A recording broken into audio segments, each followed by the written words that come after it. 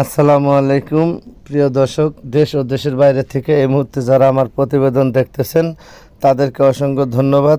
প্রত্যাশা কৃষিচিত্র চ্যানেল থেকে আমি মোহাম্মদ শাহাবুদ্দিন নিয়ে আসলাম আপনাদের জন্য গরুর পায়ে খুরা রোগ হলে আপনারা কিভাবে স্প্রে ব্যবহার করবেন সেই বিষয় নিয়ে আজকের মূল বক্তব্য। আপনারা দেখতে থাকুন।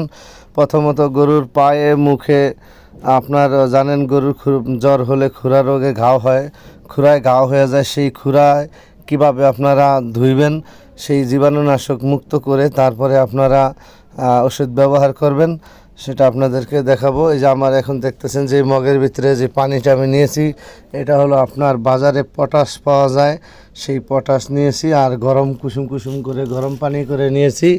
সেই গরম পানির সাথে পটাশ মিক্সার করে তারপরে আপনারা গরুর পাও ভালো করে ধুয়ে দিবেন। যদি ছোট গরু হয় তাহলে গরুকে ভালো করে বেঁধে শোয়ায় নেবেন।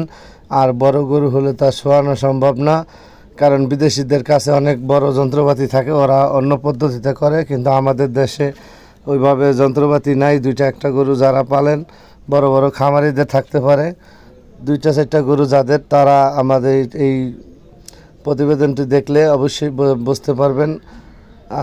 যারা এইভাবে গরম পানি দিয়ে প্রথম পাউটাকে ভিজাবেন, ভিজিয়ে তারপরে মগের ভিতরে আপনার বেশি করে পানি নেবেন।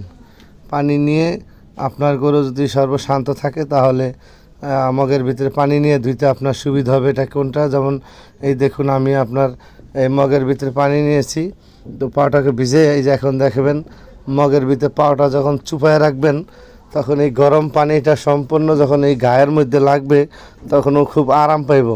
জীবাণু যা থাকবে, পোকামাকড় যদি হয়ে থাকে, ডিম থাকে, এই গরম পানি পটাশের পানিতে এটা আপনার মরে যাবে। তখন দেখবেন এই ঘাও অতি দ্রুত শুকাইব।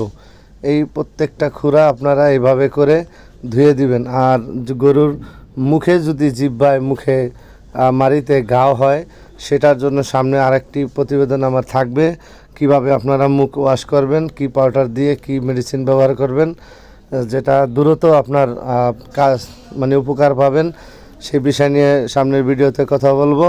এখন দেখলেন আমি এই গরুর পাও কীভাবে পাওটা ভিজাইলাম। এইভাবে করে ভিজাইলে আপনার ওই জীবাণুটা পুষ থাকলে এটা বের হয়ে যাবে।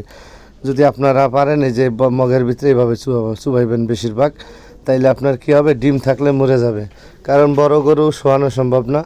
তো এরপরে আমি নিয়ে আসলাম এখন আমার আরেকটা গরুর কাছে, দুইটা গরু একসাথেই, যেমন এই ছোটো গরুটা আমি কিনেছিলাম, কেনার পরে আমার বড় গরুটাও জ্বরছে, তাই এখন দুইটাকেই ট্রিটমেন্ট করতেছি। দেখেন কীভাবে ভিজায় রাখছি, ও কিন্তু আরাম পাইতেছে। আমি আবার আঙ্গুল দিয়ে মানে ওর পার চিবার মধ্যে একটু চাপ দিতেছি যাতে পুষ থাকলে বের হয়ে যাবে। ও কিন্তু খুব আরাম পায় এটা ভিতরে পাও যখন চুবাবে। তো যদি জানতো যে আমি এটা সুস্থ মতো রাখলে আরও আরাম পাইমু, তাহলে কিন্তু লড়াচড়া করতো না। তাই যতটুকু সম্ভব আপনারা এইভাবে করে পাওটাকে ধোয়ায় দিবেন। ধুয়ে শুকনো একটা তেনা নেবেন, তেনা নিয়ে আপনারা সুন্দর করে মুইসা পাওটাকে শুকাইবেন। শুকানোর পরে আপনারা এই আমি যেই ওষুধটা আপনাদেরকে দেখাবো সেই ওষুধটা দিয়ে আপনারা স্প্রে করবেন। এই স্প্রে করলে কি হবে, আপনার মশা মাছি পোকামাকড়ে এখানে বসবে না, ডিম পারবে না, ডিম থেকে আর পোকা হবে না।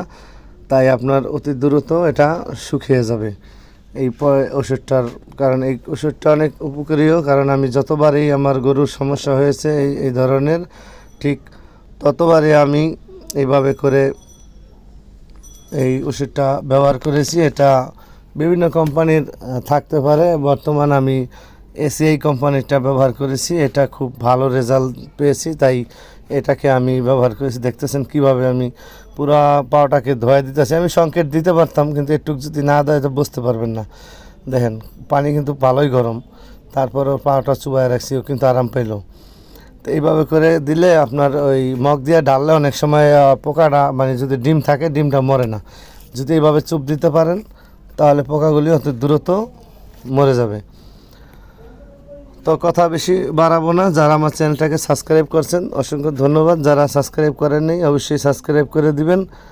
আর সেই সাথে পরবর্তী ভিডিও পাওয়ার জন্য চ্যানেলটাকে শেয়ার করে দিবেন মানুষের কাছে, তাহলে আপনাদের একটি শেয়ারে আমাদের কিছুটা হইলেও আমরা অনুপ্রাণিত